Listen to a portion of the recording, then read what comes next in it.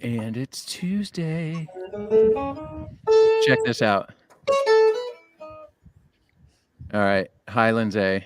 Hi, Mike. Hello. Jay, So we're low-key live right now, right? we are. It's gone live, Mike. Red button. But all the eyes haven't poured in yet. Once we see that, look, you see that? Now the eyes are coming in. So what we really could do is we could do something like this. I'm thinking, oh, yeah. Welcome to Tuesday night. Welcome to Tuesday night. Taylor Primetime. I think it's time we should roll that clip, Gabriel. What's up? Yes. Malt liquor.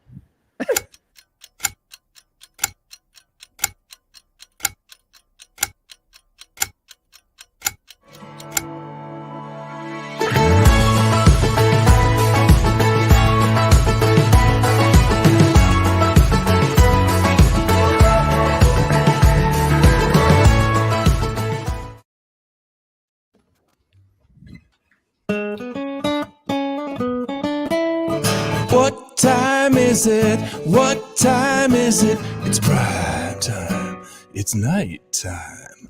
What time is it? What time is it? Prime time. It's prime time. Oh yeah. Hey, ladies and gentlemen, boys and girls around the internets of the world. Welcome to Tuesday night. It's prime time. It's what we do sometimes on Tuesdays, right, Jay? On Tuesdays. On Tuesdays. Tonight, we're very excited. We're very honored to have National Accounts Manager, Mr. Michael Ausman, back with us. What's up, Mike? Evening. And that's Lindsay Love down there. Hey, Lindsay. Hey.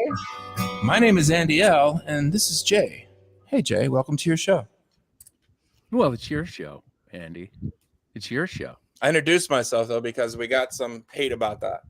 We did, right? Why doesn't Andy introduce himself? So it was a little awkward, but And I I'm didn't Andy. rehearse it like everything else we do. And the guy with the guitar writing the songs, doing it live, Andy Lund. Better That than would be being the weird. other guy. Yeah. Welcome back, Mike Osmond. Holy smokes. Ooh, I have missed you guys. This is a special evening. I don't think you've been on the show since Lindsay's been on the show, eh? No, he's No, not. she wouldn't the have last- me. And the last time you were on the show, you were in like Sedona. I was in Prescott rocking a Stetson. And, That's right. and I believe Yeah. my children barreled in at the very last part Yes. of the event. So It was so That's good. fun. It was so good. Oh, that was fantastic. Anyway, Mike, welcome back to the show. We're going to have an 800 series face-off tonight. You know what that means. We're going to play a bunch of video clips, and we're going to hear these guitars in action. Lindsay, love, how are you doing? I'm good, Jay. How are you? I'm good. I mean, we saw each other today. I mean, I'm asking the Brief- question that I already... Briefly, Yeah. you just came out of nowhere. You kind Out of of like nowhere. just popped out of nowhere. Uh-huh. It was a little jaunting. What was going on today? I was just I was working from home today, but I was running around delivering some guitars and then picking up guitars to bring back to Taylor. So it was just a little bit of running around today. Ye old guitar game. What, you know what? I want to ask you, what is going on in artist news at Taylor? Do you have anything to report? Anything big? Big, Anything just not so big? anything Anything big? awesome? I mean, yeah. I mean, well, I mean, there's exciting things all the time. I think what's the most recent cool thing? Well, we work with Phineas and Billie Eilish's camp, and so they're in the middle of their tour, and they're playing some of our new guitars, and that's been cool just to hear back like what their camp thinks of our instruments.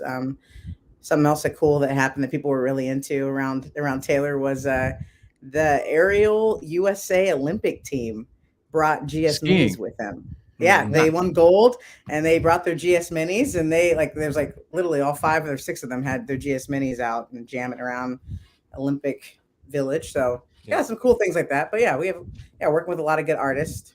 man, we should have made like a gold GS Mini to Woo! buy them. Right?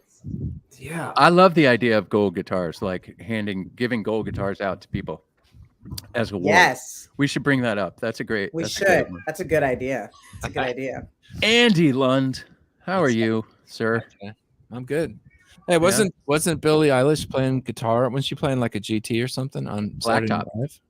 Yeah, she played the GTE. Oh, not Saturday Night Live. What was This is for a tour. Was it? That was for a tour. It was a tour. yeah. She was Yeah. She played like a GTE Blacktop. But her brother plays the 514 CE. 514 CE. He's Yeah, a huge fan of that. So he's done that. actually. Like, Yeah. no, he has a CE. a cut? He has a cutaway. Okay. Mm-hmm. Yeah. They sound great, man. Those two sound amazing together. She used to play her. She has a ukulele with Fender, and she used to play that live. Yes. And they wanted to just kind of bring her into full guitar land.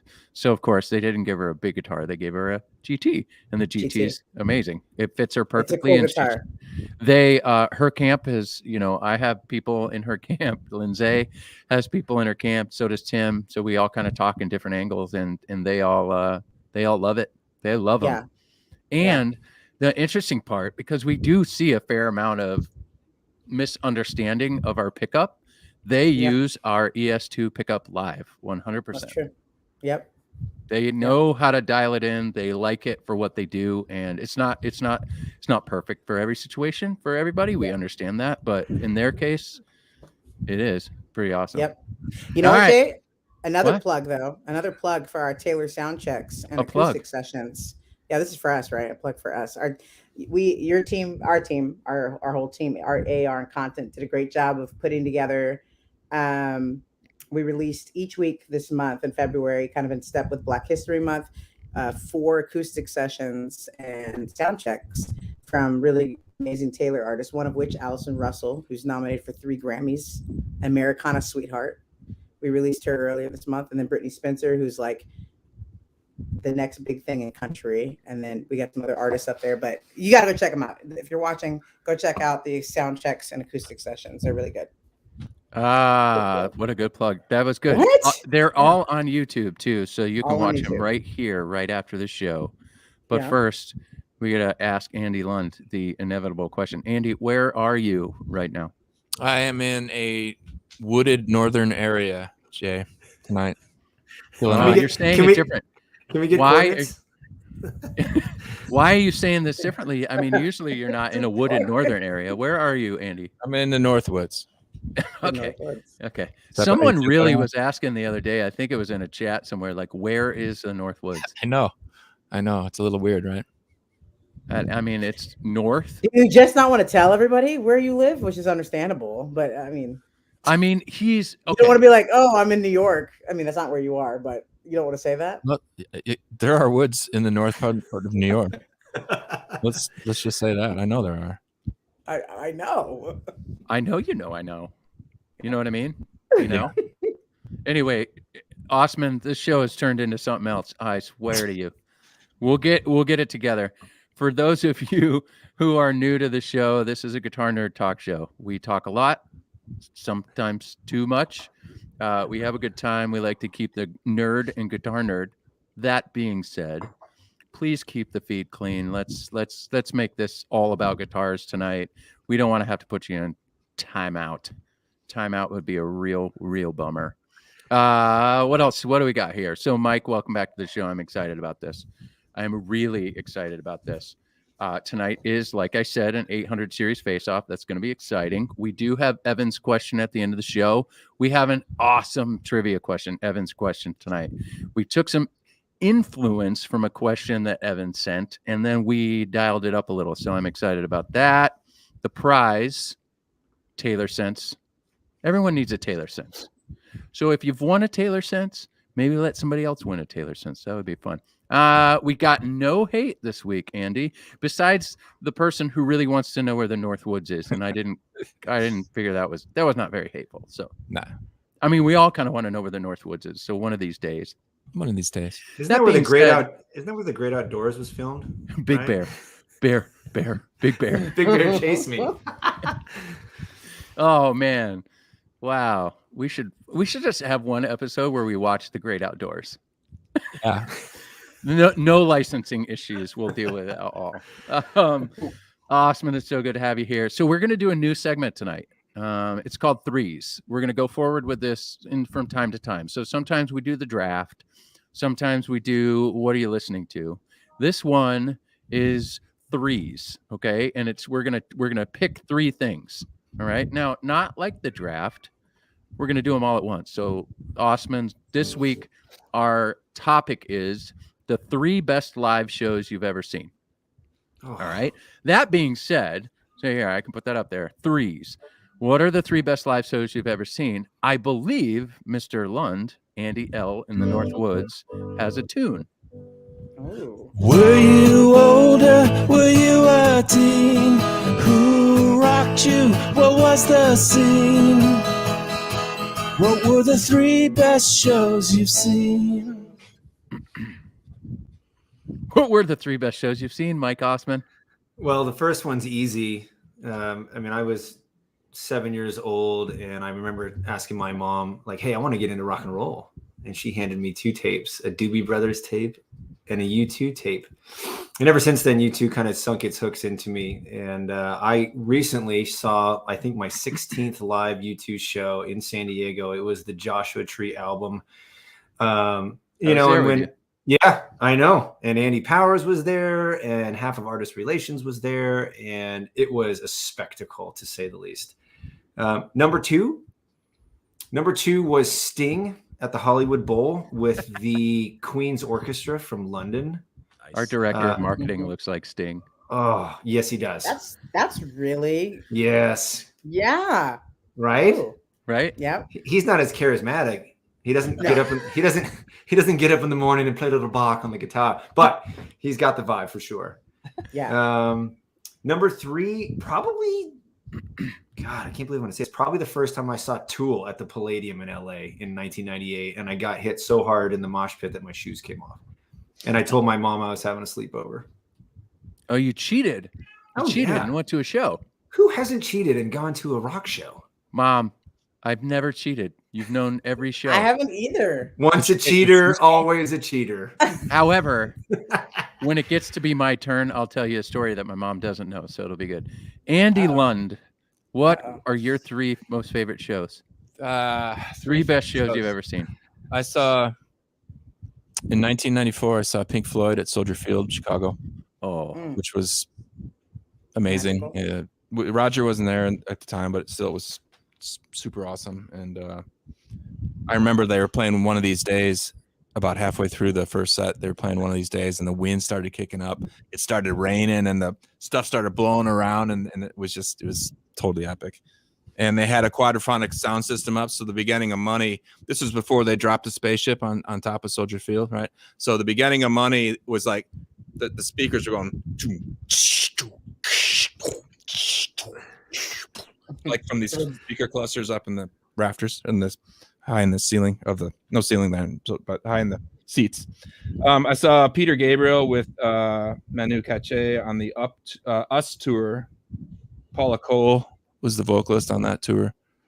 That was very memorable, and probably my best guitar memory is I'm not sure what year it was, but it was Jeff Beck at Crossroads. He was the last person to play, and then there was going to be an all-star jam after that, because it was an all-day event. It was in Chicago. I worked the show actually with David Kay. We had a booth set up there a long time ago, and but he ended with A Day in the Life by the Beatles. Wow. I don't know if you've ever heard him do that cover of that song, but after the final notes of that song ended, I was like, I don't need no all-star jam, man. I don't need nothing else. I want to get out of here right now. I just want all that to just blanket me for as long as it can. So those are 3 moments, Jay. Wow. I would have loved to seen Pink Floyd at Soldier Field. That would have been wild. Lindsay, what are the 3 best live shows you've ever seen? Yeah, so I'm a jazz head, so musically it's going to be a lot of that. I would have to say Yellow Jackets. I've seen them a couple times. The particular time I think was at Anthology, and I've seen them with Marcus Baylor, who was their drummer for a while, and then Will Kennedy, who's their original drummer, and then came back. So Will Kennedy, the second time, they're both amazing drummers, but when it was the original band, and then they had Mike Stern, who was the guest guitarist, who I'm a huge Mike Stern fan. So that show was musically probably the best show I've ever been to in my life. Like, if you don't know Yellow Jackets, they're insane. They're insane. Second would be probably again at Anthology, now in the Music Box, but here in San Diego, it was Stanley Clark, Chick Corea, and Lenny White trio. Oh, Phenomenal. Like, absolutely, like, what the heck? Chick Corea, Stanley Clark, Lenny White. Amazing. And then third, I'm going to go a little bit Neo Soul, because that's like my heart too. And that's Erykah Badu. Erykah Badu.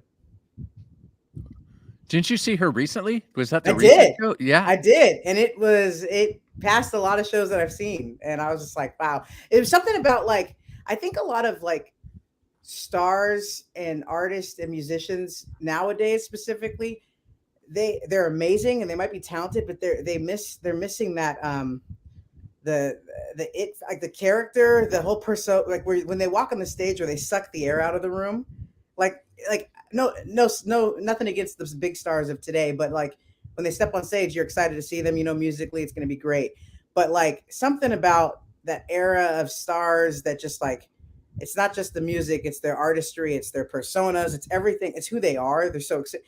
Like when Erykah stepped out on the stage, you were just like, oh shit, like, oops, sorry. It's like, oh, like, it's like, whoo, like, Hey, like this, Jay, this did energy. you know, Jay, that Taylor Guitars used to make the menus for Anthology out of wood from our mill? Yes. Yeah, I did. And I only knew that not because anybody at Taylor told me. I went to, remember they used to have that, like, the artist relations type room in there. Yep. Yes. And when it became the Music Box, we went over there to see if we could do some, some events over there and such. And Tim Godwin and I were over there, and the person who has given us the tour said that she was like, this, we used to make these things. Maybe I can find one. That's crazy. I remember when they were cranking those out for the opening of the restaurant. It was insane. Beautiful menus. But yeah, those two venues. I think I saw Erykah at Cal Coast, but yeah, those are my three. Wow. All right, here we go. 3 shows. I should say, I'm not going to, but I'm gonna nod to my mom and my dad. I should say Kenny G and the Beach Boys, because they took me to see Kenny G and the Beach Boys at Fiddler's Green in Colorado, Denver, Colorado, right? And I was like, that was one of the most memorable shows, but it wasn't by far. I love the Beach Boys too, and Kenny G's the deal, but it wasn't my favorite. My favorite shows, best live shows I toured for so long that I've seen so many shows. I've seen them all over the world, right? But when I was a kid, when I was in high school, I want to say I was 17 years old in Michigan. I was a metalhead. I loved, punk and metal, but Megadeth, Pantera, and White Zombie were playing at this place. And I told my mom, I was like, Mom, we got tickets for this show, so we're going to go to it. We didn't have tickets for the show. Cheater. No. So what we did was, total cheater. So what we did was, we knew we had staked this out because we had been to so many different shows for so long. So many times we've gone to this place. Pine Knob is what it's called. And so we knew where there was this hole in the fence where we could climb a tree and run across the we could have been impaled. It would have been a bummer. But run across this branch on this tree and like jump over the fence and no one would see us. So we did that. Megadeth, Pantera, and White Zombie, and then ended up making it to like the 4th row, right? So when I started working at Taylor, Tim Godwin introduced me via email to his friend, Dave Mustaine. And I didn't think anything about it. Like, I'm like, no way. And then like dawned on me, Dave Mustaine. Oh, interesting. Dave Mustaine. And so I wrote back and I was like, hey, I got to tell you something. I snuck into one of your shows once. And his reply to me was, so you're saying you owe me $12? Yeah. So I wrote him a check for $12 and sent it to him. He never cashed it, but at least I paid him back. Okay, so that show was unbelievable because that was like, oh man, you could play heavy music and make it big. I thought it was really great. I've seen Iron Maiden like 11 times, so I'm not going to say Iron Maiden. I am going to say what totally changed my life in hip hop was going to see Common, The Roots, and Talib Kweli at the House of Blues on Sunset in LA when it was still around. And that show was breathtaking. I didn't really understand how musical hip hop was until that moment. I was always a fan, but I didn't really understand how musical it was. That changed my whole outlook on life, actually. And I would say what kind of inspired this new segment was I went to a show on Sunday night that was hands down, I'm saying it out loud, the best show I've ever seen in my life. Wow. And that was a band that we work with called Manchester Orchestra. They are spectacular live. I've seen them before. I know what to expect, but the production was wonderful. They have their Pro Tools engineers, the guy who actually runs sound for them, right? So everything was just as if they were in the studio, and we had seats right at the same level as his ears. So that I'm cheating again because I had the best sound in the house, but it was magical. And he is another person. They are another band. They use the ES2 Live. Oh, if I wouldn't get busted for putting the content on here because we don't have permission to use it, I would have played it so you could hear it live, but it was spectacular. So Manchester Orchestra, Megadeth, but I cheated on that one. But Talib Kweli, Common, and The Roots. The Roots, if you ever have a chance to go see The Roots live, do yourself a favor. Go see The Roots live. Mm-hmm. All right. Okay, let's move this show along. Mike, welcome back. Let's roll. Let us roll. Let's get rid of this banner situation right now. Let's bring this back to life. Okay.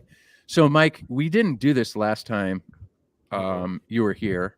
We do this little segment called Useless Questions. But before that, I'm gonna ask the same question I asked you the first time for the people who didn't see it the first time. And that is, Mike, what in the heck do you do at Taylor Guitars as National Accounts Manager?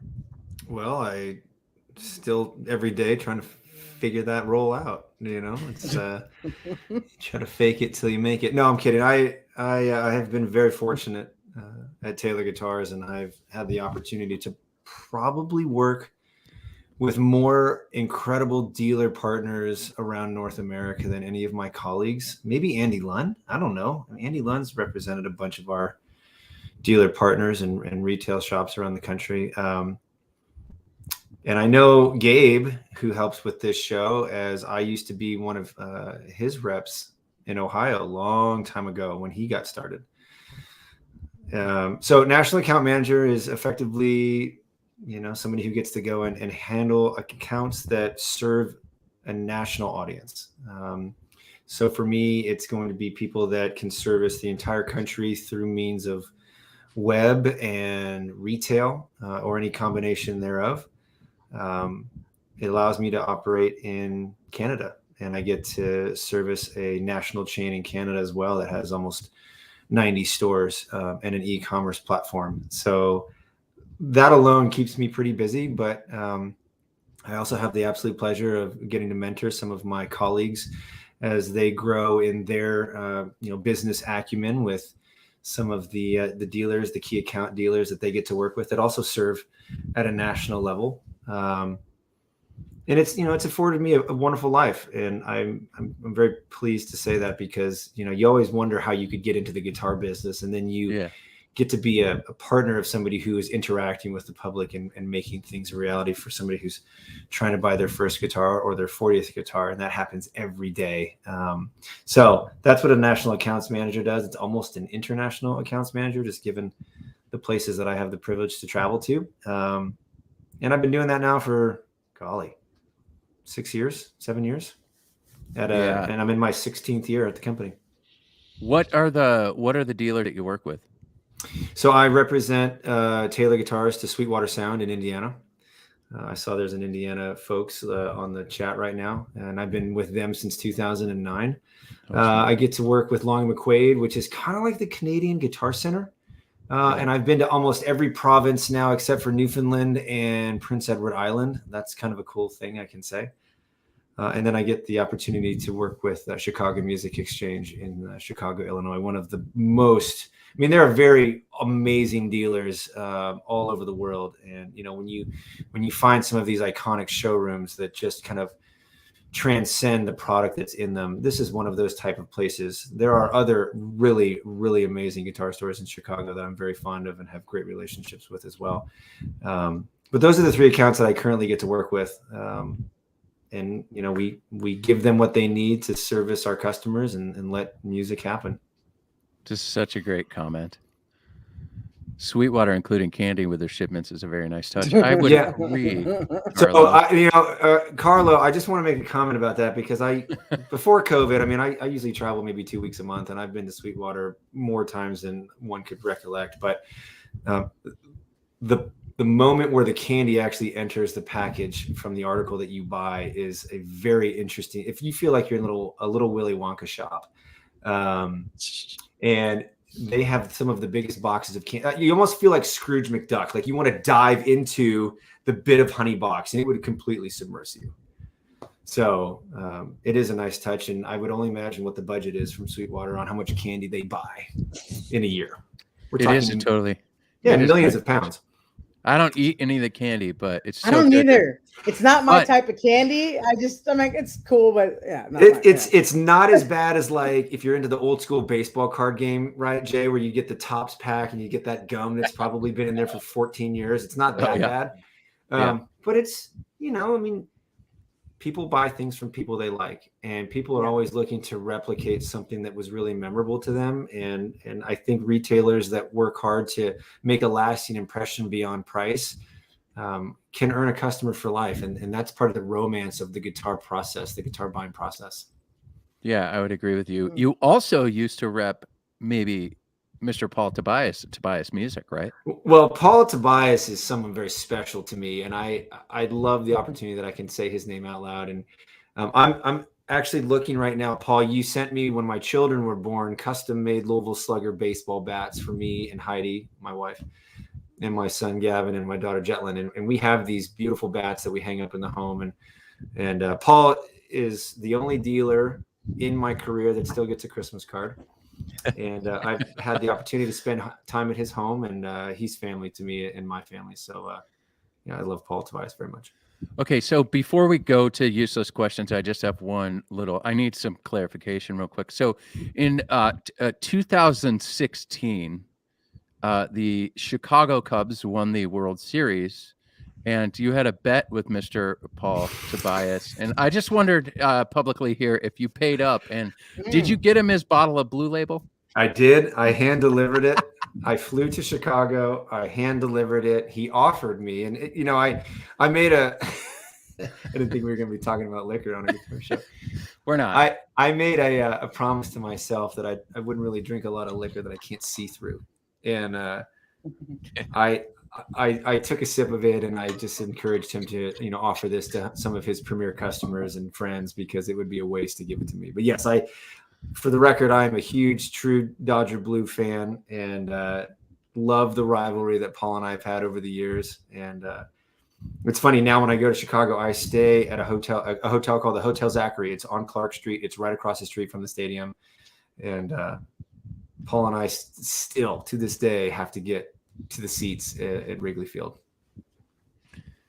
You're making me cry, Mike. All right, now that we pulled the heartstrings, that is right. Evan said, Jay, I love the Brooklyn Dodgers hat. Such great baseball history. Well, you know my feeling about the Dodgers. However, Mike, I do dearly love your fandom for baseball, and I respect you for that. So I will cheat in one way or the other and put on this weird hat. Okay, Mike, useless questions time. Okay. What is your favorite color? Green. Interesting. What is your favorite food? Anything that's not blue. I think blue food is probably the most disgusting thing on the planet, because it's as fake as it could be, other than a blueberry. I like apple pie crust. Oh, a typical California dude. All right. What is a song you wish you would have written? With or Without You by U2. Oh, good choice. What is your best or most memorable Bob Taylor moment? The first time I spoke to him at my first NAMM show, he was giving a booth tour in 2000 or was that January 2007. And I just looked at him and I said, "Is it weird to you that your name is on every one of the guitars you make?" And he's just like, "No." And that was it. That's all he said. And I thought that was it. I thought I was done. Hold on. For the record, there's a comment from JD Stan. The 815 behind me, it's a 1976 815. It's the 298th serialized Taylor we ever made. It's definitely one of my prized guitars. Sorry, Jake. Fitting. It was fitting. So again, let's expand on this. What's up with the 815 behind Mike? Yeah, it's been completely untouched. And Bob Taylor actually came into my office when I got it and said, "Don't drop it, Mike." He said, "Oh, man." And he picked it up, you know, he goes, "I remember this kind of guitar. Maybe this guitar. Kurt built the body. I built the neck. Man, we made a few of these." And that was it. I bought it in Chicago. The customer that traded it into the dealer that I bought it at traded it for a Taylor nylon. And I thought, wow, somebody really knew what they wanted, including me. So wow. Well, I'm glad you have it because it's a sweet guitar. It really is. And it's fitting for this show. All right, 2 more useless questions, and we're going to dive into this show. Okay. Favorite guitar that you've ever owned? Would it be that one? No, it's got to be a favorite guitar I ever owned. I own about 20 guitars. I own one electric. It's my Gretsch 6120. When I toured in San Francisco during my college days, that was my guitar. So I'm going to say, just for the sake of this conversation, that one, because it's too easy to say one of my Taylors. All right. Your Gretsch is your favorite. You were also a collegiate baseball player. I wanted to throw that out there. Yeah, Division I guy, long time ago, former life. Now I'm coaching Little League and umpiring. I love it. So good. Okay, what was the first? So was that the first guitar you owned? What was the first guitar you owned? Do you remember it? Very well. I still have it. It was my mom's nylon that she used to break out when we were little kids, and she'd sit us on the bed and she'd sing and play. And it's not worth a cent to anybody but me. It came in a chipboard case. I put surf stickers all over it as a kid. It taught my cousin how to play guitar. It taught me how to play guitar. Funny story. When I formed a band when I was 14, I put a Fishman pickup in this thing and I plugged it into a Carvin half stack. And the microphone stand that I was singing through was a rake that we duct taped a 58 to the tip of it and held it up with like a 45-pound bench press weight. If it didn't feed back, we had a good practice. That's all I can say. Wow. That's my first guitar, and it's still my number one. That's amazing. Well, you have an 815. You were the only person I could think of for this episode. Cool. I hit you up a few days ago and said, "Hey, we decided to move some episodes around and do this 800 series showdown or face off sooner than we were going to do, and you're the perfect person for this. You own an 800 series guitar. The way you represent the company and you've been around for much longer than I have. I thought it was perfect. So the 800 series. This show has been brought to you by the 800 series. Hey, should I go like this? Hold on. Here, I got it. Oh, yeah. Now, yeah. Right? Should I do this right now? Yeah, this is great. Yeah. This show has been brought to you by the 800 series. Legendary for a reason. Taylor 800 series blends a seamless playing experience with unmatched clarity and balance. With all-star tone woods, refined appointments, top-tier craftsmanship, and a distinctively bold contemporary voice. Oh, yeah. Wow. The time-honored combination of solid Indian rosewood with Sitka spruce produces a versatile, tone-rich with harmonic texture and ringing overtones. with V-class bracing, the comfortable Taylor neck, player-focused features like the radius armrest, and a whole selection of body styles. The American-made 800 series sits at the intersection of craft and wide-range musical inspiration. Wide range musical inspiration and Only listen, that music. I want Andy to read it in that voice. Andy should do this. He's so much better at. We have Andy do a lot of our VO, so he should do it much better. Well, I'll send you the script real quick, and you can do this. No. Definitely. Prime time after dark. Someone said, "Dang, I feel a little dirty watching that." Oh man, this Shower is time. so good. Anyway, thanks to Jim Curlin for writing and Colin Griffith for writing the copy there for us. Thank you. I was going to say that took a college degree to extract some of those textured statements. It's so good. I bet they did not. They couldn't have imagined it being read like that with that music. We need to just take like a little clip of that and just send it to them. Like, this is what your work is producing. So where were you last night? Sometimes when I read it, I'm like, oh man, I want that guitar right now. Anyway, so the 800 series, Mike, would you call this our flagship series? What would you call this series? I would call it the series that defined every other series. Right? You know, like when you look at tone woods and you look at body shapes, you find something and then you add to it or you take away from it. And I think that's what we do with the 800 series. It's quintessential to the voice of our company. It's what's going to be remembered when Bob Taylor is long gone and the company is 300 years old. It's always going to be about the 800 series. And then what else do you have? Yeah, I would agree. I think it's a magical series. It's the first series that I really caught on to as well. Would you say it's the Sitka spruce and rosewood? So odd, I mean, I could read the copy again, but it is, it's honored. It is a tone wood pairing that a lot of people call the bee's knees, if you will. Well, I mean, if anybody's a golf fan, there's a guy out there named Jim Nance who's known for his sports casting, and he'll call it a timeless tradition, right? The 800 series can be kind of classified that way, but my perspective is simple. I've been in the guitar business now. It's almost longer than I haven't been. And the days of the flash in the pan acoustic guitar is waning, if not already gone. And that understated elegance is really taking a stronghold. People are looking for things they can't quantify or even qualify, and that's architecture, that's ergonomics, that's balance, that's let me back up. Check it out.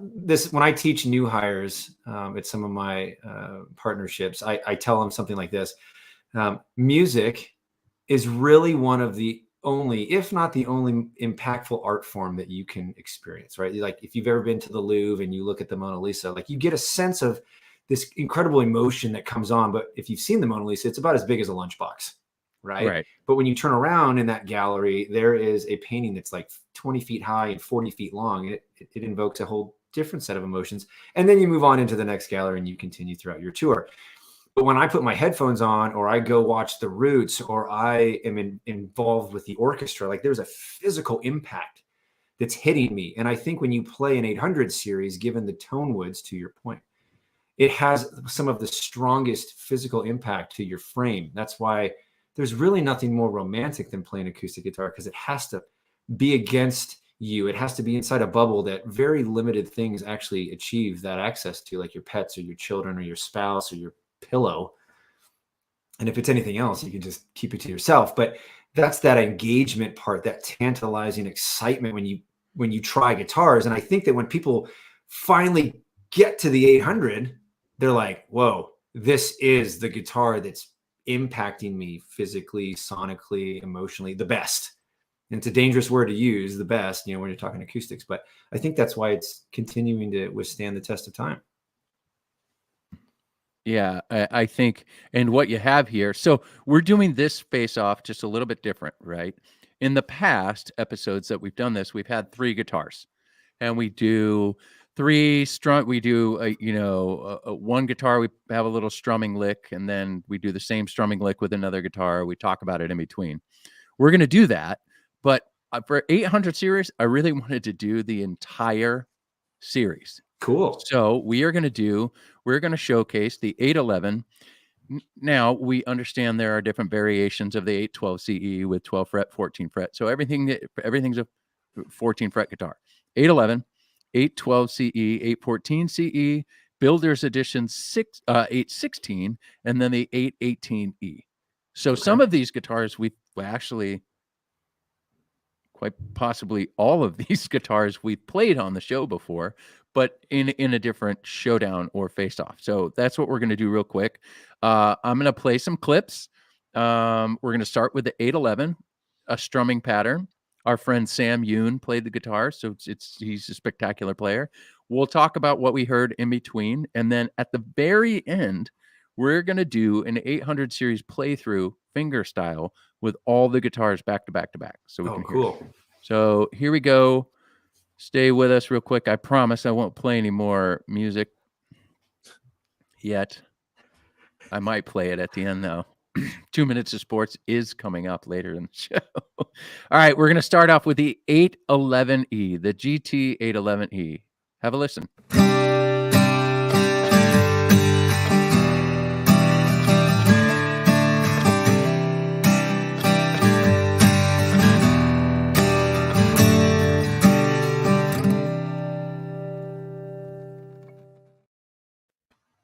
Mike, what did we just hear? Tell us how you feel. You just heard some of the most classic, wood pairings kind of condensed down into what I think people really were looking for the last 40 something years of Taylor history in a parlor guitar. It's portable, but it maintains its integrity. It's a mature enough guitar to be taken seriously.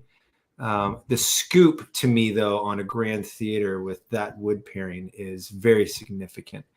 It broadens itself out as the bodies get a little bit bigger. I like that microphone, by the way. That had really nice texture to it. But you get that thump and you get that sizzle. But I still think a moderately pitched vocalist could really hang with a guitar that size. Andy Lund, how did you feel about that guitar? What impressed me about this guitar when it first came out, and I think Lindsay and I have mentioned this before, is that Andy's ability to design. Andy has the ability to design within sounding like Taylor history, but also sounding like something totally different, if that makes any sense. So in other words, like we're used to listening to 812 and 814 for many years before we heard the GTE, right? Right. The 811. However, family. Whoa, he really wants to play. It fits the same family, and it fits the same sonic character. Like it's just another sibling of an 812 or an 814 CE, whereas Andy has taken the same tone woods and gone with like Builder's Edition 700, 717 and made something sound completely different. So it has all the stuff that we like about 800 series guitars. Yeah, it's magical. Lindsay, how do you feel about the 811, GT 811? There's really not much to add when you're third. They said everything, but right? I mean, you'll be first next time. Don't worry. No, I don't need to be. I'm just saying there's not much to add. I mean, other than saying, it's sparkles. No, but one thing that I think that shocked us and kind of elaborating on Andy's point is how much like an 800 series guitar it sounded like coming out of nowhere, this parlor size guitar kind of like packed the punch of an 800, because we released the GT Urban Ash first and it was its own beast and it sounded beautiful, and it was like, okay, are they all going to kind of have this sound where they're really impressive volume wise, and I mean they're great guitars, and then he came out with this and it's like, wow, this really does fit in the family of it's an 800. It's an 800 series. That was shocking. Yeah. That was shocking. It doesn't, for those of you, most of you know, you are guitar nerds. You guys know most about Taylor. So you're here with us every every Tuesday when we have these shows. It does have a different bracing pattern in it than the rest of the guitars we're going to play. It does have a cantilever bracing or a C-class bracing in there, so slightly different. But that allows it to do some of the, in lay terms, if you will, it allows it to do a lot of the V-class stuff in a smaller body with smaller geometry. So that's that. I love that instrument. I don't need to say anything more. Hashtag it's an 800. Hashtag it's an 800. It's an 800. It's a spectacular instrument. But that being said, Gabe, with your hot clicks, will you roll the next clip, the 812 CE?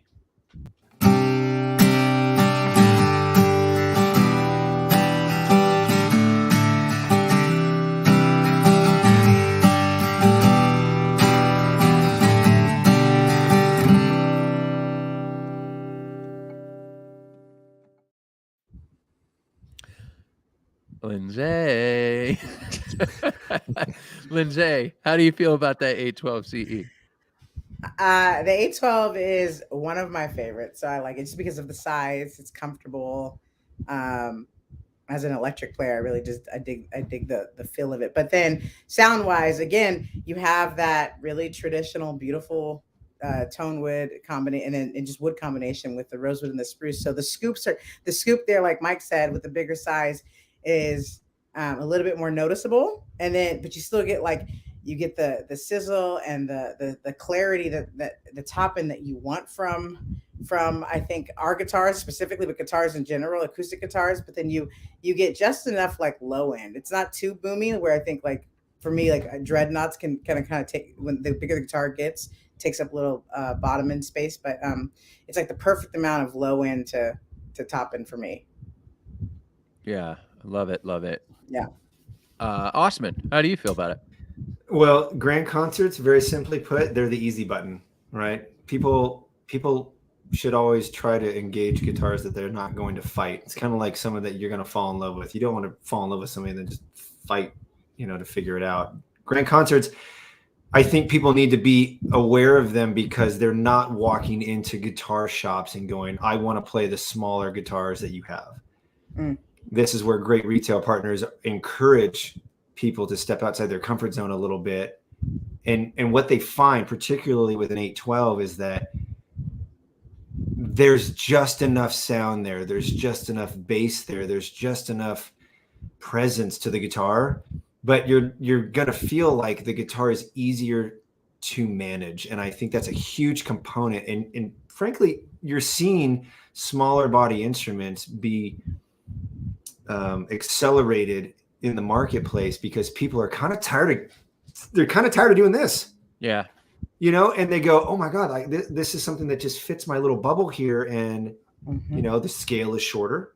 So I'm not stressing any part of my playing positions to really make this thing sing. And there was a comment that was made about the difference between the 12 frets versus the 14. I'll just announce that if you're interested in that shootout, the 12 frets drive the middle of the top a little bit harder so they can be a little bit warmer, and the 14 frets are a little, and I hate to use this word, it's kind of tongue-in-cheek, but they're a little spankier. They have a little bit snappier kind of response to them given how much closer the bridge is to the sound hole. But the feel on both is really, really great, and nothing's going to showcase it like the way that an 800 series comes together.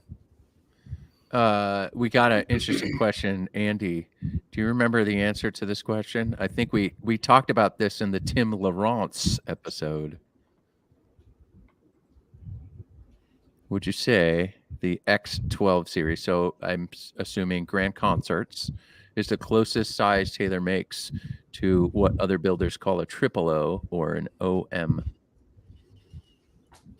Pretty close. Yeah, any sort of GC is closest to a triple O.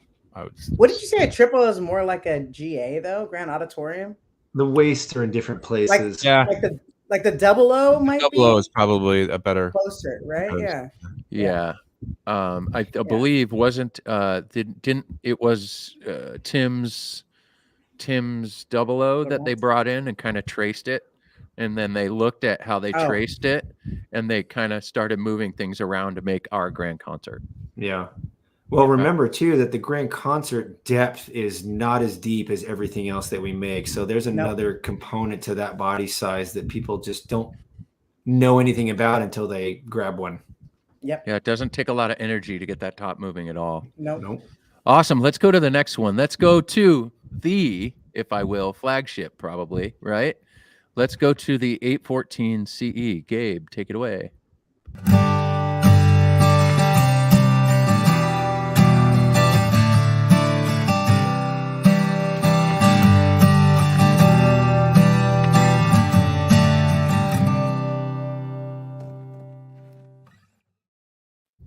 Ayo. Andy Lund, you take it away. How do you feel about the 814 CE? So what I heard in all three of those guitars is I heard a similar amount of high-end information. And as the GC played, I heard a little bit more low mid range, a little more low mids, and then even more. And that's what we're talking about with like a wider spectrum of low end. And then with that one, obviously more bottom than anything else. Yep. But it's still super even and balanced. This guitar, thinking about the Curlin reading that you gave us, Jay, earlier. It's like our version it's Bob's version of that classic pairing, that classic combination where rosewood meets. Hold on, do you need some tunes? You got to be on that. You got to be on that, Jay.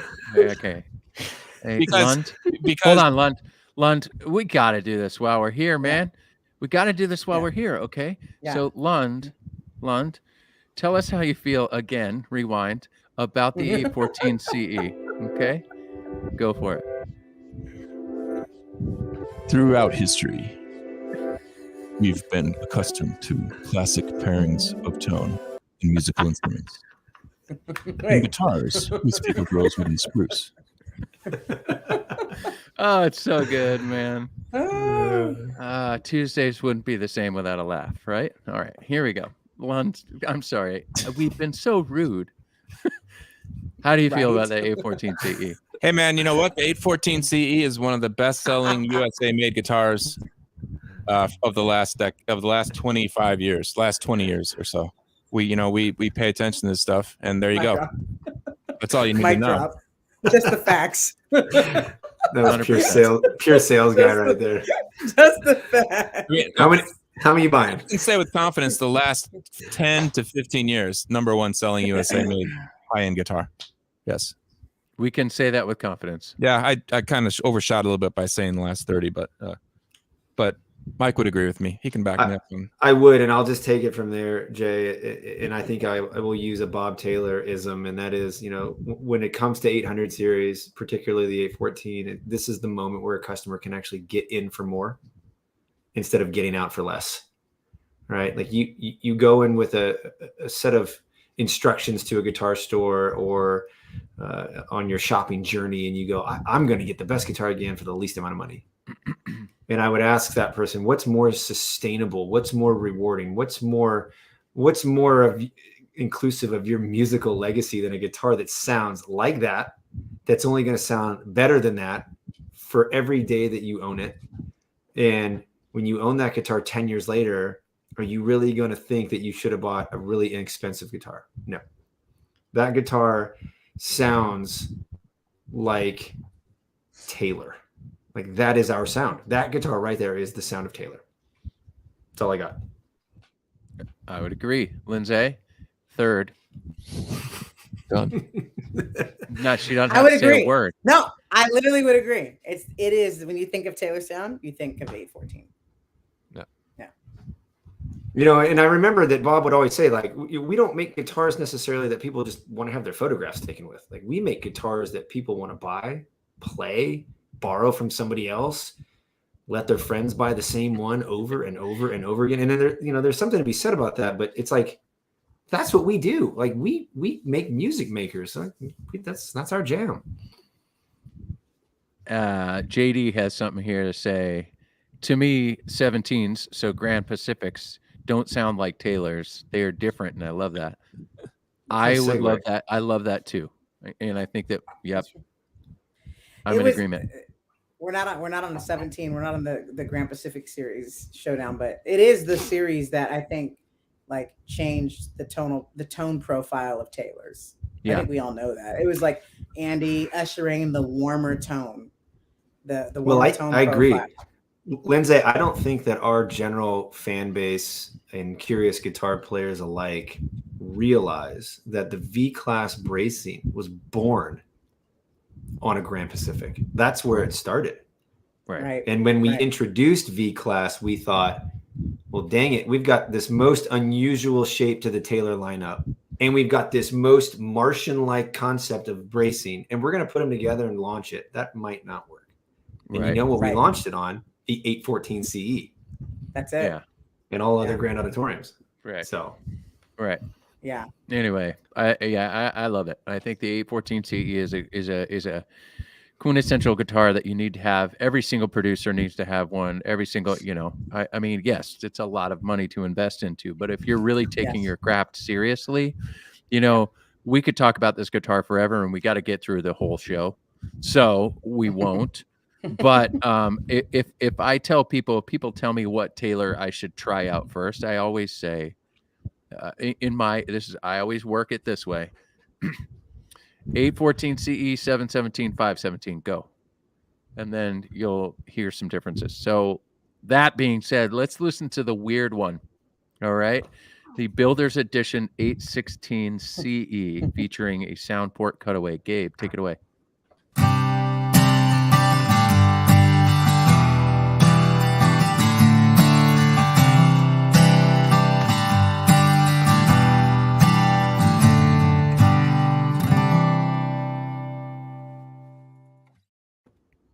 Mr. Ausman, how do you feel about that?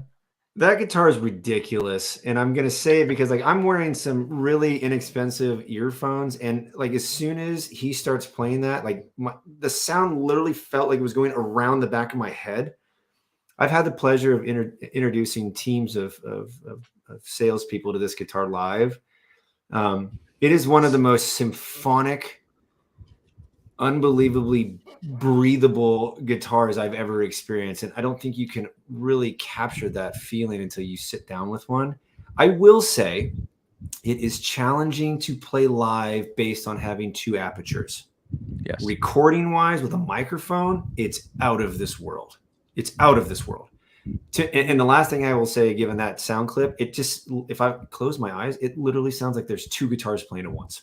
The separation within that air mass is just ridiculous. I love it. And, and I was going to say, there was a comment way earlier about somebody thinking, hey, is the old GS RS different than the 816 CE today? And I own a GS RS. It was the first Taylor I bought. Yes, it's different. They are night and day. If you want to talk modern versus traditional guitar companies, we're the modern one. If you want to talk about modern and traditional guitars from Taylor, the GSRS is the traditional. This is the modern. Like this is a whole next level.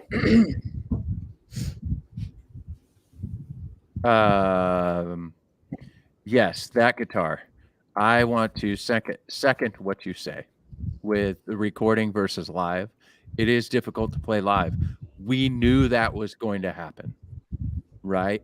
I am the artist relations team. I've been placing that guitar with people who score movies. Very atmospheric. It is a studio dream. You can do things with that. It's weird. It's hard to figure out where to put microphones from time to time. That was very basic. I don't know if I would strum that guitar, but you can, as you can hear, right? Mm-hmm. But the same thing, when Andy introduced that guitar to me, just like you said, Mike, whereas 814 CEs, the notes are very sharp. Some people call it bright. Tone is subjective, so I don't like getting into these conversations. That guitar is blossomed. The notes have already arrived. There's no other way for me to say it, right? It's just symphonic. Lindsay, what was your reaction when you first heard that guitar? Yeah, I mean the same as what you and Mike said. I think it just takes up all the right space. It takes up so much space. But like But that's why I totally agree. I don't know that it would work in I haven't heard it live, like in a band setting or anything like that. But I've recorded with it and I've sent it out. I send it out to studios and I've placed it with session musicians who use it in the studio. And it is probably one of the best guitars to record with if you're going to go for a bigger body, right? Because I think smaller body guitars are great to record with. But for it being a bigger shape, it records surprisingly so evenly, beautiful, and balanced. So yeah, just balanced. It's a very well balanced guitar. Lund. Yeah, it's almost designed as much for the listener as it is the player. You know, Great the Great person statement. who's sitting across the room, and it is completely engulfing when you're playing it.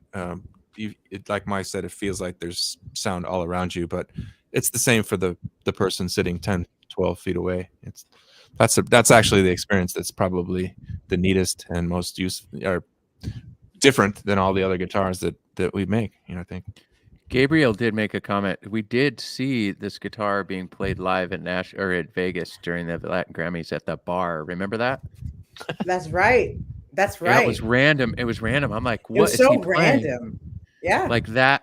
But anyway, guitar's spectacular. That being said, let's keep going. Let's go where we've made it to the end. We've made it to the end of the 800 series. Let's do this, Gabe. Will you show the clip of the 818E, please?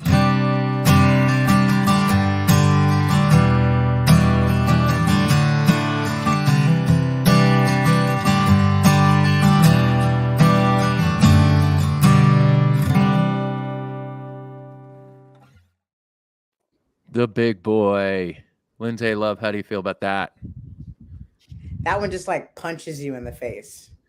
It's so the present. Right. It does. It just punches you. It just punched you all over. But yeah, again, the low end, obviously. I like it's cool that we're doing this like 800 breakdown because you are like Andy and Mike and I have mentioned. We've all mentioned that you really hear like the spectrum like widening out, the ground it's covering frequency wide, and so now obviously with the biggest body you're hearing the low end. The presence of the low end is just it's blossoming, it's blooming. The overtones are blooming. The mid range is scooped, and you really hear that now in the bigger body that the mid range is scooped, and then you still get the top end. You still get the clarity of the top end. So yeah. Lund, how do you feel about that guitar? Yeah, I was just thinking how many times Mike and I have had to tell the people that we work and we teach that things have changed over the years, right? Because like if you go back to GSRS or GC7 or GC8 or all these models that don't even exist anymore, and we've spent a lot of time talking about body shapes and we've spent a lot of time talking about tone widths. Oh, no. A lot of it's out the window. A lot of what we talked about pre-powers. I just coined a new phrase there, pre-powers. Oh, do you want me to turn? No, I won't turn music on. Okay. Is gone because we used to talk about GS in a certain way in which we can't with this new symphonic sound, and so I'm a fan of that guitar. I like that. I have to say that I'm off. I kind of like the maple version better though. Oh, wrong show. Hashtag it's an 800. Oh, that's right. Right. I should have read the notes. Mike Osmond, how do you feel about the 818E? Well, I think that when somebody's going to encounter a guitar like this, you're going to play it like the game Guess Who. If there's any listeners out there that remember that game, right? And you kind of start with a person in mind and you try to deduce down to find the thing that just locates the person you're looking for. And I look at guitar showrooms and guitar websites the same way, right? People can get kind of overrun with shapes and colors and sizes and brands and headstocks. And it's like, forget all of that. And when you're doing it with 800 series during this kind of incredible shootout, you realize that a guitar that big that doesn't require really any oomph to get it going. It blooms from the body outward, and it's a great session guitar for a jazz vocalist or even a Latin kind of rhythmic player. You alone with your guitar writing your next album, it fits that really well too. What's interesting though, for people who really enjoy big body acoustics, it is not the guitar that you're going to windmill and hit it with a poker chip or an Eagle Talon or a Susan B. Anthony as a guitar pick. Like that's really not what you can do with a guitar like the 818E. It's almost a crooner's guitar given how big it is. It's kind of the gentle giant. It's got a vibe that's really suitable for a more intimate setting that will just cover all the bases. And it's not going to overpower any other instruments, which I think is something that first pass people might think, well, this is the loudest guitar you make. It's actually not. It's a really awesome instrument for somebody's quiver. Yeah, it's interesting you say that, Mike. You know what? Your adjectives or the way you explain guitars is one of the main reasons why I wanted you on this episode. And sometimes I've heard you say things, you know, in the past, and we joke about the, you know, time you were on camera and you were like, drags out the dragon. But that's what I mean is like the way that you said it. It's almost like close your eyes, listen to Mike speak, and you're gonna feel the guitar in your lap. The interesting part about that big giant guitar for some people is just like what you said, Mike. A lot of bigger guitars, you kind of play them like you own them, right? Like a J200, play that thing really hard, and that's big and bold and do the thing. With that guitar, you play with your fingers, and that thing lights on fire. I mean, it's just magical. That's a big giant guitar. Wrong show, but I might agree with you a little bit, Lund, on that guitar, right? I really like this 600 series version of that. But if you're looking for a big rosewood spruce guitar, man, oh man, the 818 is awesome. All right, let's do this. The moment you've all been waiting for. We're going to play all the guitars in one playthrough, finger style, back to back. So it's a little bit longer clip. Follow me. All right, let's do this. Gabe, take it away.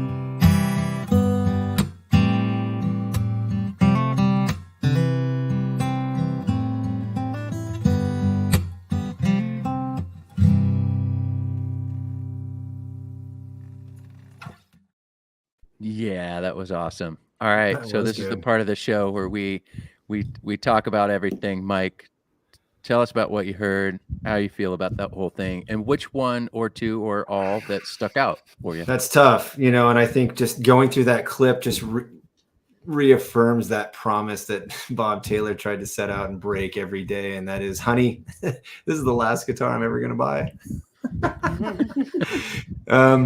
Finger style with that technique and his touch. If I'm selling him guitars or I'm advising him on which guitar might work for his project, I'm God, the 812 CE got me going. Yep, there it is. And then the 818 came on, and I was like, ooh, I don't know, that's pretty good. When you heard the 816, you could hear just the air mass just moving around the body. And I think with his technique, with all due respect, I would talk him out of the 814. He couldn't drive it hard enough. And then I would offer him a discount if he wanted to buy the GT811 too and take it as a duo. And I'm out. I love it. I love it. All right, Lindsay, love, how do you feel about that whole thing? Well, I'm going to stay out of the sales pitch because that's Mike and Andy's territory. I'm just going to talk as a musician and player. For me personally, when I heard that, the 812 same way took me, because like the 811 was just on this particular, his playing style was, the top end was a little too much for me. But the 812 kind of settled in. There was some balance, and I was like, okay, cool. But then I felt the same way about the 814. He didn't put enough out, so it just felt a little like it was in a tunnel. But then that 816 hit with that sound port, and it changed the game. That's the one that like spoke to me, because it was just like the balance. Like the low ends were present. The top end was like not too harsh. It was like it worked well for the way he attacks the strings. And then I mean the mid range was just sweet. It wasn't super scoop, but it was sweet. So yeah, that 816 was nice. Andy Lund. Do you want me to put the music on? All right, never mind. Yes, he needs the music. I agree with Lindsay. I think I was surprised at the amount of mid range that was in the 816, and it was not an obnoxious telephone sounding mid range. It was a warm sounding mid range, almost not comparable to the other models in some ways. And I think that if we were listening to the actual recordings, not over this platform we listen to on, we'd hear it even more. My favorite for that song, his style, was the 812. No question. That's the one for me. It was just like the right balance and sounded like it didn't need any EQ or anything like that. Just worked for the music. Thank you. This guy popped in the show. Chat. Like, my favorite part about this guy is if you look closely on those clips, you can see his knee. And the sport jacket. Yeah, and the sport jacket on the side there. That was Mr. Aaron Dablo. Sam is a very consistent player. I've seen some of the comments. He's a very consistent player. He's a studio musician. He's a touring musician. He plays nonstop. If on YouTube, you can check out our small guitars piece that we did earlier in the year last year. He was a feature in that thing. I would agree with pretty much everything you guys said, but I want to make a reminder real quick. We didn't really talk about this in the beginning of the show. Remember, we're showcasing guitars that are in the 800 series, different shapes, same tone wood, right? So if we were speaking about this, the shape of the guitar makes the sound, and the tone wood flavors the sound. So there's, if you look at it that way. I love the way he plays the 811. However, I understand the frequencies issue. I might suggest the 811 live if he was in a live setting more than the 812. But if he was recording, I would agree and say the 812 and the 816, hands down. I agree 100% on the 814. He didn't drive it enough. The 818 was just a little bit too much. But that 816 is just a magical instrument. And I know it's weird. When we all saw it the first time, we were all like, huh, what is this thing? But I would agree with you guys. However, we're going to play one last round. You have to pick one. You have to pick one. Mike, what is your winner for the evening? Both fingerstyle and strum. Oh, nope, wow. Both fingerstyle and strum. Which one is your winner? 816. Lindsay Love. Which one is your winner? Yeah, the 816. Andy Lund, which one is your winner? 812. He just had to be different, huh? Well, I was gonna go with 812, but he's been in the North Woods too long. Yeah. Well, everything shrinks in the. He's not far off. Yes, no, he's not far off. Your winner. For my playing style and everything, I'm going to go with the 811. I love that instrument. I love it plugged in. I think it's great. But for me, I'm a big giant, and I still like really small guitars. Somebody out there in the feed. You didn't say that. You said winner of what he played. Yeah, that's not fair. You didn't. That's a different thing. You said the winner of what he played. Like, you didn't say what I want. Right. For me, the 811. It's the tool that I would pick Sam playing, the 811. Okay. I like the way Sam plays the 811, 100%. Right. Okay. I could take Sam with an 811 live. Right. I could take Sam with an 811 live and plug him in. He would sound great. I've heard him in the studio with an 811. I would argue, for me, if I needed Sam to be on my side project, I would have him play an 811. Sidecar Sam. Sidecar Side project Sam. I think I like Mike's statement about getting in for more than you thought you were getting in for. Like if you bought any one of those guitars, if you saved up and you bought any one of those guitars, you have no excuse. Yeah, totally. You have no excuse not to be able to make good music other than what's going on right here. I mean, because you can get any one of those guitars into any situation and just it'll sound magical. Yeah, that's true. Okay, so all of them. So this whole show, throw it down the drain. Let's get all of them. That's right, honey. This is my last guitar. All right. Thank you so much, Mike, for hanging out and doing that with us. That was fantastic. Thank you, everybody in the feed, for chiming in and throwing questions our way. We're going to get into Q&A. For now, if you have any questions, Gabe, if you want to throw some questions up there, we'll answer a few questions, then get into Lindsay's question, 2 minutes of sports, and Evan's question, aka trivia. Got any questions, Gabe? He's finding them right now. For a guy who was so quick on the tapping and the buttons, he hot clicks. Number question: will Taylor make? Oh yeah, will Taylor make an 817? Well, I think it's an interesting question, and I would ask a question, Tex. I would say, is it because you want the Grand Pacific to look like the 800 series dress, meaning the way that it looks like an 814, because we make a 717, which theoretically is the same wood combination and actually has the torrefied top, which gives you that kind of runway head start on that play-in that takes a couple of years. So I think what you're asking is, can you make a Grand Pacific that looks like the trade dress of the 800 series collection? I don't know if we will or not. Andy, do you know? I've learned to never say never. This is true. But we haven't heard anything about that, Tex. Nothing, not yet. So not yet. All righty. Any more tell questions? You if we knew, we'd tell you. I love this program. I love Taylor Guitars. We love you too. Wow. I own eight. But when Taylor will Taylor make the ultimate ukulele? So what would the body shape number be?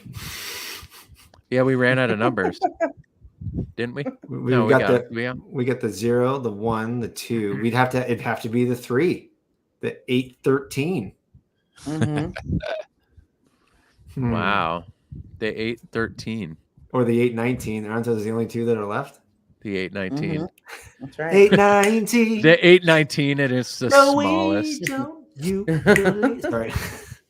At the 809, I don't know, man. That's a great question. I don't think we have plans for it, but again, like Andy said, we will never say never. He's made them. He's made them for a few people. There's a few really well-known musicians who have ukuleles, and we had a little run that was what was that the series that we had the amp that went with it, wasn't it, Mike? There was a guitar. There was a 12 fret that went on. It was a 500 series. Yeah, and it was it was called. It was a 522. It was a 522 CE 12 fret, and then the Mac and Oak that went with it. I actually bought one. I did too. I have one too. The ukuleles. Had is the key word, right, Lund? Oh, I still have it. Builder's Reserve. Builder's Reserve. Thank you. It was Builder's Reserve. Yeah. Yep. You know what question we haven't gotten in a while? The inevitable question. What happened to our Taylor? Good. Don't ask the question. We went to ESOP. It's our Taylor now. It's our Taylor, right? We knew this was coming a long time ago. All right, more questions. Anybody? 814E, no cutaway. Can a custom be ordered? Yes, we would not call that custom. We would just call that modifying an 800 series model. So we would just order an 814E from your favorite dealer. I don't know if there's a dealer where you live from that photograph there, JD. That looks like Jamaica, maybe. I don't know. It's a golf course. You sure. You see a body of water in a golf course's guess. I just like. I want to play an 814E right where that photo is being taken. 100%. On the golf course in a golf cart. while playing golf. That's awesome. All right. That's the Mike, how did you get started with Taylor? It's probably not as interesting of a story as how it will end, TC. Let's see. As my baseball career was winding down, I was playing in San Francisco, and basically was ineligible to be drafted. I was injured. I was there when Barry Bonds was hitting home runs. And I was working at a local guitar shop on Haight Street, Haight Ashbury Music Center, and gave me a great footing there for about 2 years. Then I worked for Guitar Center for about 3.5 years. And I had a great relationship build over time with the person who frankly does national accounts for Taylor at the time. And we had a great relationship. I had a very solid career at Guitar Center at the time that I was there. And I got a phone call, and he said, there's going to be an opening for a territory, and I'd like to put my name on you. And I was working for this is going to sound cheesy, but I was working for a Fortune 500 company at the time, downtown San Francisco. I wore a suit and tie, and I flew down. Taylor flew me down on a Wednesday. I'll never forget. I called in sick from the airport in my suit and said I wasn't going to make it today. I rented a PT Cruiser, drove to the office. I had a lunch with Kurt Listig, one of the co-owners and founders at the time, and the sales vice president and the national sales manager. And we ate sandwiches, and we pretty much talked baseball the whole time. And I flew home that night and took my fiance at the time to Europe for a vacation, my first time ever. And we were gone for 2 weeks, and I came home to a voicemail from our still current vice president of human resources with an offer. And I moved my life 30 days later, and I have been there ever since. And my first day was August 29th, 2006. And it has been wonderful. It has treated me so kindly, and I'm privileged to work for a company that respects its employees and nurtures music and allows opportunities for all kinds of things to happen, particularly things like this. So it's been quite a ride. I'm very blessed. When I first started there, Mike, I did one thing I remember. It might have been you. It might have been somebody else. I can't remember. You started drilling baseball trivia at me, and it was like, nice to meet you. I heard you like baseball. Here you go. And that, or it was that did happen. But then you may have also said, just so you know, anybody with brown hair in the sales department's named Mike. Well, it's funny you say that, because most of the sales guys are at least, and Andy's close. Yeah. And we love Andy, but now that he's moved to the North Woods, he's probably shrank a little bit. But most of the sales guys, are all 6 foot or bigger. Yeah. We have a Sasquatch kind of team, and there's a lot of mics, So many mics. It is. I think it might have been at the water fountain or something. You were just like. I was just about to ask, are you two the tallest guys in the company now that Bergman's gone? Well, and Michael Lilly, another ex-Mike. Well, Mike Lilly, yeah. I'm 6'4". Jay, I think he's a little taller than I am. Yeah, I'm a 6'5". Yep. Yeah. So we're up there. And Brandon Preddy, he's a big guy. Aaron Dablow's tall. Aaron Dablow, he's very tall, 6'3", 6'4". Handsome as can be, but handsome. He's also in a new metal band called Plug. Just wanted to throw that out there. We love you, Aaron Dablow. I know he's sitting right now. Is Venezia tall? Well, not as tall. No. He's a tall tale. Like, if you haven't met Mike Venezia, then there's quite a story to be told. He's a tall tale, but he's also a marathoner. So he's a New Yorker, man. What are you going to do? He's got the best of both worlds. I know. Anyway, that's that. Now we've talked our way through this. Gabe's just getting rid of this conversation. Craig says, how are the setups different on these models if they're different? Does the 816 play slinkier than the others, for example? That's a great question. Well, it's got light strings on it. Yep. Short scale. Yeah. Short scale. What's crazy about what Andy just said with the scale is that an 812 and an 816 have the same scale length, but the body shapes could not be more vastly different. Mm-hmm. Right. I mean, more reasons to go and try guitars out. I mean, like if this segment doesn't encourage somebody to be like, I'm going to go this weekend to go play some guitars at a guitar shop, and I don't know what would. That's the discovery part is necessary when it comes to 800s. But like some of our longtime service techs will tell you, like we make a pretty great guitar with a great setup, but it may not be the setup. It may not be your setup. So don't fall into a trap thinking you're gonna grab a guitar and it's gonna have your setup on it. It has a good one. Taylor neck. On that note, like I'll come with different strings, different scale lengths from all the different models, but the setup, like angle wise, action wise, no, they will all be the same. Like as far as the foundation of the setup, they should feel all the same off. I was talking to an artist this week that was just talking about that. Like you go to a store and he was like, I can appreciate the fact that every Taylor I pull off, like even if I go to a Guitar Center or just a regular store, they all feel like they're ready to go. They all feel the same. They're just consistent. And I'm like, yeah, that's one thing Bob Taylor will tell you he wanted to do. He said, we might not have the best sounding, we might not have the best looking, but we're going to have the most consistent playable guitars. And just so happens we do have really pretty ones and really nice looking ones and really good sounding ones, but playability is a part of the setup. Yep. Yeah, absolutely. All right. Any more questions, Gabe? I saw one here. Mike, are you planning? Oh, I love this question. Can Taylor add solid ebony at customs? Ooh, I love 814 CE. Just hate the Acrylicam ebony fretboard. Okay, go ahead.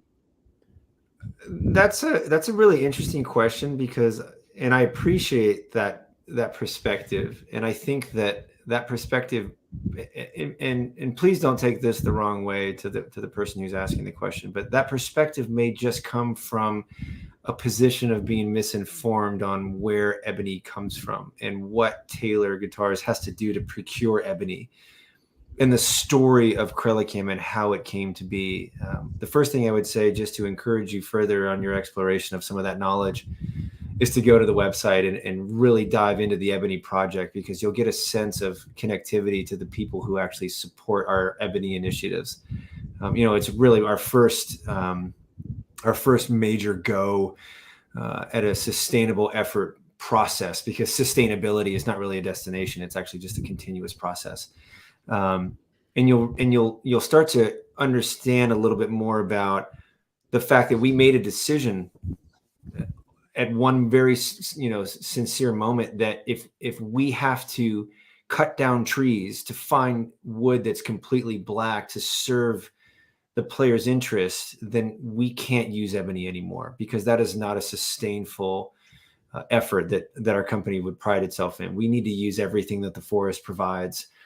And in order to do that, we have to use all of the trees that are in front of us. And I would encourage you also to consider ebony not as a color, but as a wood. And the black ebony that people have been akin to through those gorgeous Steinway pianos or old World War Martins, or any of the other traditional manufacturers that have used ebony as a fingerboard. That ebony came from places like the Congo and Gabon and places that can't provide that look and feel and type of ebony any longer. So I hope that gives you a little bit more support as to why we use it, other than the fact that it holds frets really well and it supports our inlay packages in a really nice way. But it's an important integral part of what makes Taylor guitars what they are. And also, to be clear, we usually talk about the word solid not as a color. It is a solid ebony fingerboard. Yes. It's just variegated in color. Yes.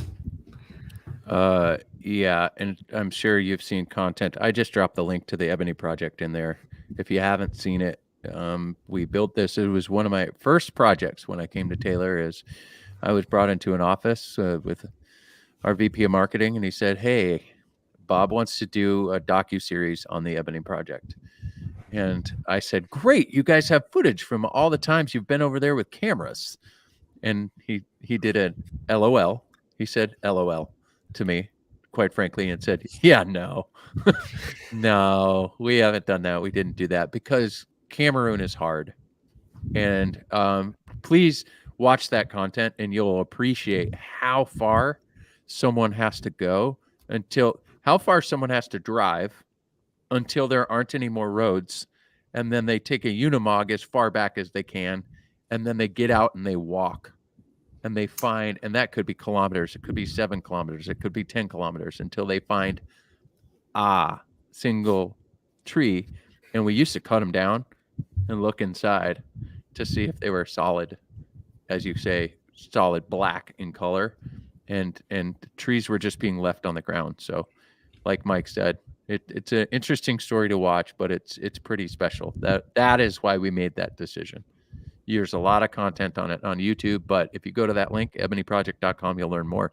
And I could safely say we are planting an absolute ton of ebony trees. That's a good point. I mean, I think Bob's told me directly over lunch somewhere that we've planted more trees than our company has used in terms of ebony in the history of the company.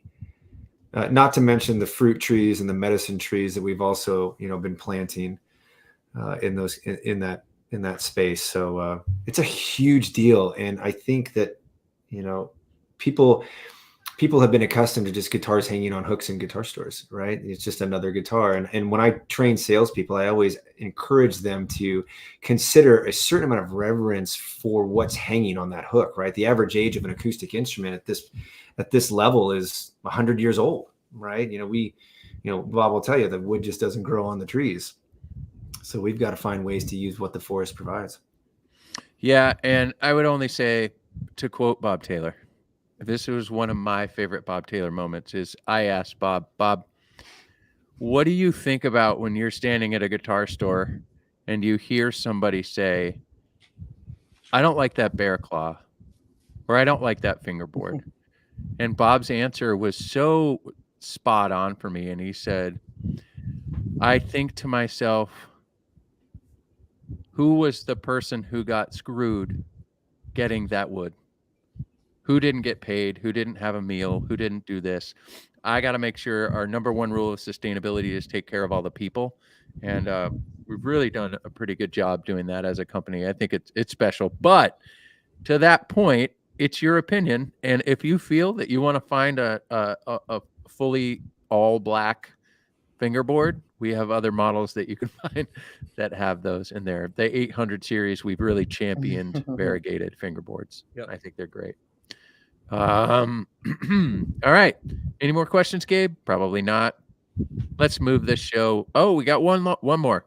How long does an ebony tree have to grow before it can be harvested, by the way? I love the variegation. 80 to 100 years. I was like, not our lifetime. So none of us are going to be alive to watch this wood be used. There's another story that Bob tells that watch the Ebony docu-series, if you will. You'll hear more about this. But 80 to 100 years, he wants to be. He said some of the mahogany that we use was planted by a long dead British guy in Fiji. I want to be a long dead American who planted a bunch of ebony. That's the story, and that was the point that was pretty impressive. On that too, just one thing, I saw someone in the comments says even Collins use streaked ebony now. A lot of the reason, like Jay said, we put the ebony on our 800 series, our flagship, our most sellable guitar is because we knew that it would change the industry. And so a lot of them, not just Collins, but Fender, Martin, everybody's using variegated ebony now because it's what's available. You have to use what's available, like what Mike was getting at. So yeah, I'm here. Love it. Well, I love it. As someone who used to do a lot of guitar setups and repairs, I can't tell you the number of times that I've polished a fretboard and had a bunch of black stuff come off on the rag because whoever sold them that wood, it was variegated in color, and they put some sort of coloring on it so that it would look black. Sharpie. Yeah. Right. Yeah. And then when you're cleaning it, that all comes off. It's like, whoa. Yeah. So it's nothing new. Wild. We are super passionate about that question. We didn't really know your name, code name, who asked that question and made the statement. But we are very passionate about this story because to us it's really special. It was industry changing and it still is. And we don't walk around and honk a horn and toot our horn and say we're sustainable, like Mike said. Sustainability, like you said, it's a journey, it's not a destination. And I also once heard Bob say, I don't just want to walk around and tell everybody we're sustainable. I actually want to do something. So planting and investing in planting is very important to us. Have we had that segment? Have we had a primetime segment on our sustainability efforts? We have. It was a very, very long time ago with Scott Paul, and I believe it's time to bring him back. Yeah, he's a commonwealth of knowledge, man. That guy knows things. He's a commonwealth of knowledge. We also had Cosgrove on talking about wood supply. We had Charlie Redden on when he was here talking about supply chain, and we've had Bob on, and he's answered some questions about that. But yes, awesome. We should do it again. Whoa, we got now. Hey, let's get rid of that one. Hey, let's get rid of that one. What's your question? What's the question, though? Wow. Is that Paul Tobias? Wow. All right, let's move on. Lindsay's question. It's Lindsay's question time. Andy Lund, do you have... That's not sustainable. That's not sustainable.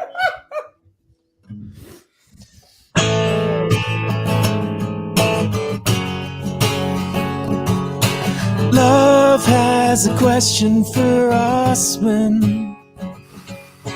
Mike, get ready if you can. Sometimes that love can stump you. Sometimes that's part of her plan. That was good. Oh. That was so good. I mean, I have no idea what's about to happen right now, but wow. I just asked you a fun question. I mean, like, well, how often do you feel like you look like John Krasinski and Jim from The Office? Do you ever get that? That's not my question, though. The sad part is I don't even know who those people are. You never watched The Office? Is that the one with Steve Carell?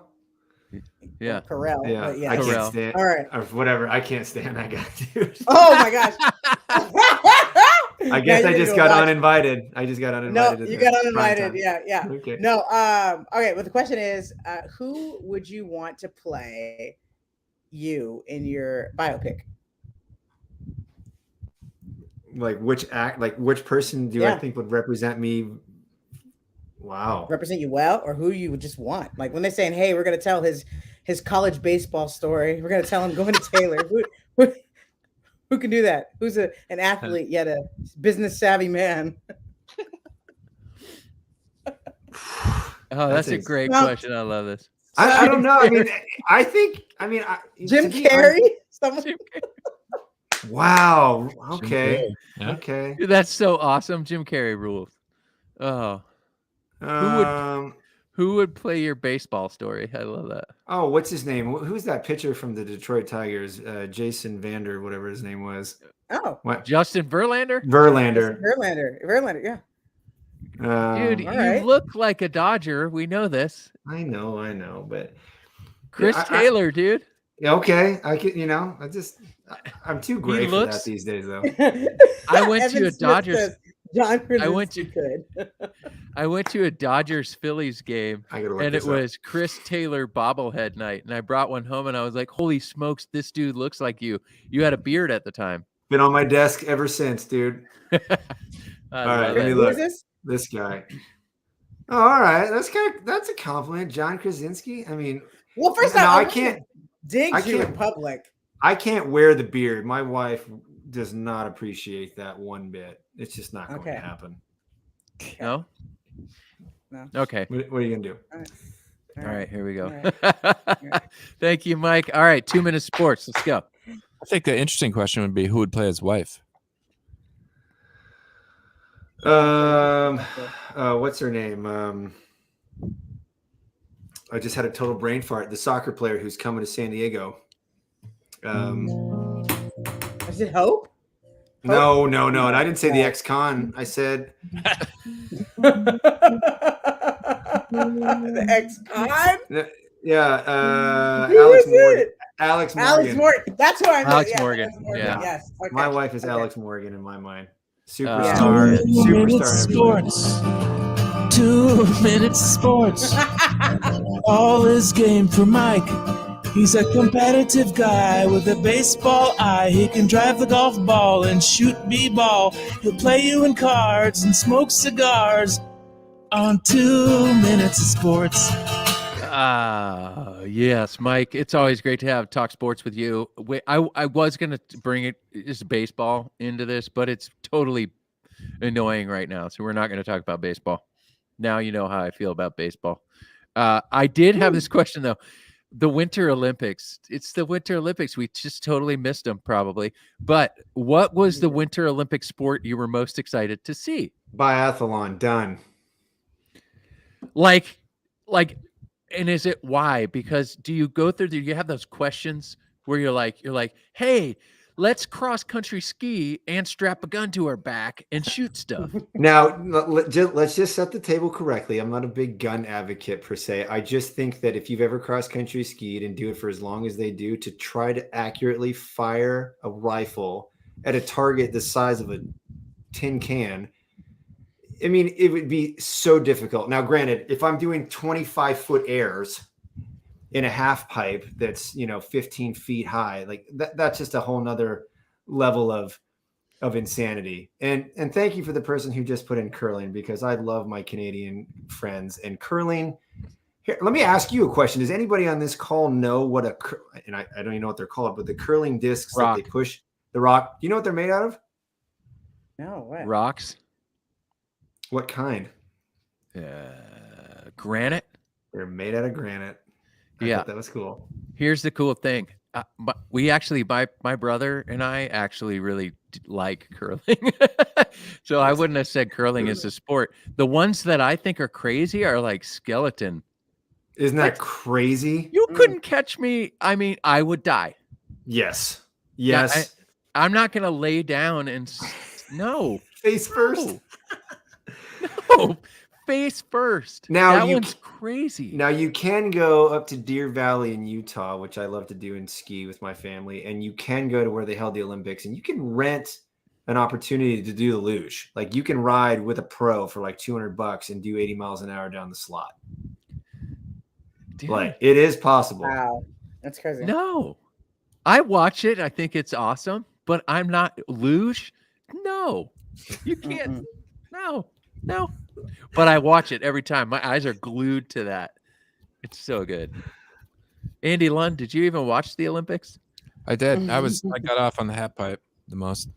Yeah, half pipe's always fun. Amazing. Lindsay, did you watch the Olympics? You did? I'm not a huge Winter Olympics. I'm not a huge Winter Olympics. I like summer, but I do watch snowboarding, and I watch the figure skating. I watch that too. You gotta love the figure skating. Awesome. And Tex, yeah. I'm telling you right now, it's acrylic cam granite.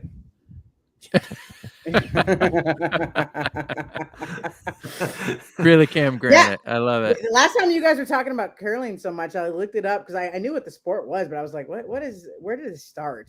People just with a broom sweeping this little thing across. And warming and cooling, man. Scotland. I was like, a lot of alcohol has to be involved because it's got to be real cold. I mean, it's so amazing. Like, who thought of it? Yeah, I did the same thing a few years ago. I'm like, who in Scotland was like, let's just brush this little rock across and make this a sport? Like, what? But I feel you. This has been way longer than 2 minutes, so we'll stop. Yeah. But I feel you on biathlon too. It's like, not doing that either. It's incredible. Nope. And even my son was like, Dad, what's the one where they're skiing around and they're shooting and stuff? I'm like, it's biathlon. And it's just, to him, it was super cool. But, to be measured on how well you can shoot standing up, then laying down, your heart would be racing, your emotions are going, the guy's right behind you, you got to sprint on skis. That's just endurance. And they're doing it at like 8,000 feet. Like, I mean, if you ever tried to compete at that height and that limited amount of oxygen, I mean, you're going to be pushed to the limits. So. Okay. But the sport of all sports is like this ski ballet. Have you seen that? No. Is that an Olympic sport? Oh yeah, check that out. Go to the Googles and search that I'm one up. Googling. Yeah. Hockey's good too, especially when there's like teams that you never would really see in there. I love watching hockey, but you can watch it, hey, we got a friend in here. Where'd he go? James Bertles. He sings the national anthem for the Blues right here. This James. Anyway. Well, I mean, let's consider the Olympics for a second, whether you're talking summer or winter. They televise sports that you don't get to watch ever. I know. You can't go on Sunday morning right after football and watch javelin. Yes. It doesn't exist. No. I get all excited about the Olympics, and every time the Olympics are coming near, I'm like, ooh, the Olympics are coming, and my wife's like, no. So I get it. All right, let's get into Evan's question. This is trivia, as you guys know. Here's how this works. We get an awesome question this time. It's going to be fantastic. If you win, you got to answer the question correctly in the feed. We got a Taylor Sense smart battery box for you. I'm excited about that. You guys by now know what Taylor Sense is. If you win, you got to send us an email to primetime@taylorguitars.com and we'll give you your prize. There are a few rules. The 3 rules are Evan Smith, Paul Tobias, and Gabriel O'Brien cannot answer the questions. There we go. Who is ready for trivia this time? You guys ready? All right. Gabriel O'Brien, please show us the question. In 1997, Taylor introduced several limited edition models. One was the 810 WMB. What did WMB stand for? Who can answer Evan's cue?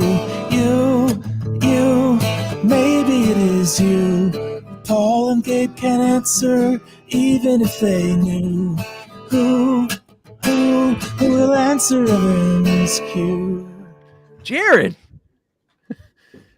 Yes! So good. It's in the coffee table book. And Jared is a name. Jared, have you won yet? Usually we got some repeat offenders out there. Yeah. I don't know if you've won yet, Jared. Really good job. Yeah. Yes, Jared. WMB, wood binding, more bass. So good. I wish we would make more WMB guitars. Right. God. It's so good. The marketing department didn't exist back then, right? It was just like, let's just. It was one guy. Cares? One guy's like, let's just name it this. Bob's a genius. If he made that up, Bob's a genius. I love that. He's like, call it what it is. Wood binding, more bass. Boom. I'm out. Get rid of all Mic drop. all the fancy names. Just No. I'm telling you right now, somebody returned that I guitar love because that. they're like, this doesn't have more bass. That's true, probably. Check this out. That's More true. cowbell. Yes. WMC. Yeah. All right. More cowbell. that. All right, everybody. Thank you so much for the show. It's another long one. We know you guys hang out with us and enjoy the stuff. Mike, you're so fantastic for joining us. It was so great. Andy, as always, it's great to see you. Lindsay, love. Probably see you tomorrow. Maybe. Yeah. Maybe not. Yeah. Everybody, we are not. Wow, they're back, Gabe. Oh man, here they are. They're coming back. They're attacking us, Gabe, in the comments. That's We gotta so get rid of this. They're back. I don't know where they're coming from. We got a bot, everybody. We'll take care of it. Next Don't week click we will the link, not. everybody. We will not be here next week. We're skipping a week. We have some stuff to take care of and stuff to do. Taking a little bit of a break, but we'll see you in 2 weeks. Thank you, everybody, for hanging out with us. Jared, send us an email at primetime@taylorguitars.com. Take it away, Andy. What was it? What was it? It was prime time. It was prime time. What the heck was it? Well, that was prime time. Osmond has seen you too 16 times. He works on a national level. Sweetwater since 2009. He's still trying to get to Wrigley. and he coaches Little League. His favorite guitar is a 6120. Yeah, he's really living his dream. Things you learn on prime time on Tuesdays. Good night, everybody. Thanks for watching. See you next time on the PT. Oh yeah. Have a good night, everybody. We love It was you. that.